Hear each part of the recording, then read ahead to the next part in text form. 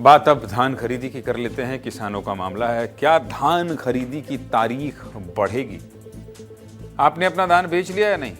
अगर हां तो ठीक है, और अगर नहीं तो आपके दिमाग में एक सवाल चल रहा होगा कि छत्तीसगढ़ में धान खरीदी की तारीख बढ़ने वाली है या नहीं बढ़ेगी।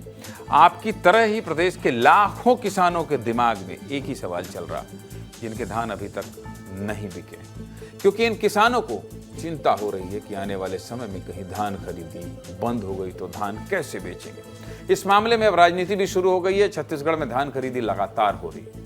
नजदीक के खरीदी केंद्र पर किसान अपने धान ले जाकर बेच रहे हैं, लेकिन प्रदेश में अभी भी लाखों किसान धान बेचने वाले हैं। ऐसे में अनुमान लगाया जा रहा है कि धान खरीदी की तारीख बढ़ सकती है। क्यों कह रहा हूं ऐसा? क्यों कह रहा हूं ऐसा? सबसे पहले आंकड़ों के जरिए आपको समझा देता हूं। देखिए, छत्तीसगढ़ में 15 नवंबर 2025 से धान खरीदी शुरू हुई है।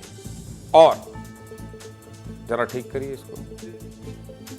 हाँ, 2025 से धान खरीदी शुरू हुई है और 22 जनवरी तक 125 लाख मीट्रिक टन खरीदी की गई है, जिसमें 23,481 किसानों से धान लेकर 29,597 करोड़ रुपयों का भुगतान किया गया।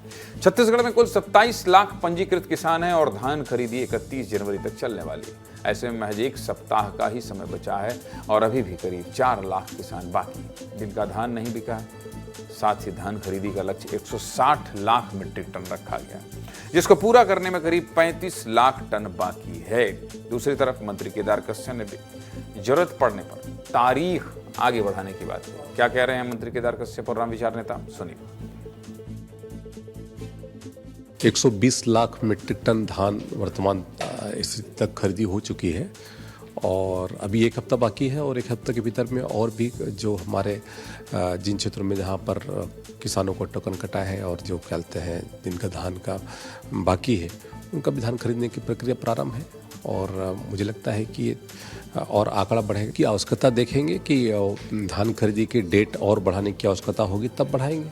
अभी तो वर्तमान स्थिति ऐसी नहीं है कि वहाँ पर यहाँ पर धान खरीदी और की डेट और बढ़ाएंगे। जरूर ये बात थी कि टारगेट कम हो रहा है, कम मिल रहा है, उनका टोकन कम कट रहा है, तो अभी टारगेट भी बढ़ाया गया है। जो संग्रहण केंद्रों में जितनी मात्रा खरीदी करना था उससे उसका भी वृद्धि किया गया है। मैं ऐसा मानता हूं कि 31 तक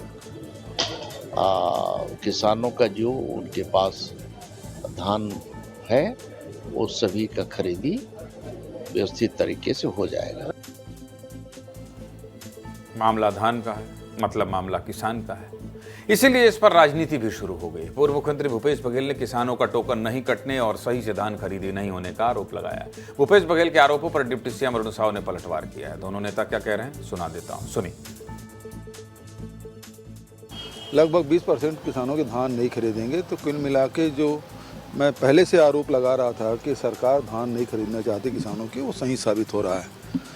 अब सरकार पहले 31 तारीख तक खरीद रही थी, अब 29 तारीख तक के कर दिया है और न किसी टोकन कट रहा है, न ऑफलाइन न ऑनलाइन। किसान भटक रहे हैं, परेशान हैं और ऊपर से ये है जिसका टोकन कट गया उसके घरों में तलाशी ले रहे हैं। तो सरकार किसानों को चोर भी साबित कर रही है। ये बेहद निंदनीय है, सरकार को समय बढ़ाना चाहिए। देखिए, कांग्रेस पार्टी धान खरीदी प्रारंभ होने से पहले भ्रम फैलाने का काम लगातार करती रही है, जबकि अब तक किसानों की नियमित रूप से धान खरीदी हो रही है। सरकार ने पुख्ता व्यवस्था की है और मुख्यमंत्री माननीय विष्णुदेव साय जी ने स्पष्ट कहा है कि किसान धैर्य रखें। सभी पात्र किसानों के पात्रता अनुसार एक एक दाना धान की खरीदी होगी। हम किसान हितैषी सरकार हैं। जिस कांग्रेस पार्टी की सरकार ने किसानों को ठगने का काम किया, धोखा देने का काम किया, वो इस प्रकार की बातें ना कहे तो अच्छा रहेगा। देखिए, धान का मामला सियासी भी है, क्योंकि छत्तीसगढ़ में धान सरकार भी दिला देती। सरकार और कुर्सी, सत्ता, सब में धान का बड़ा योगदान है।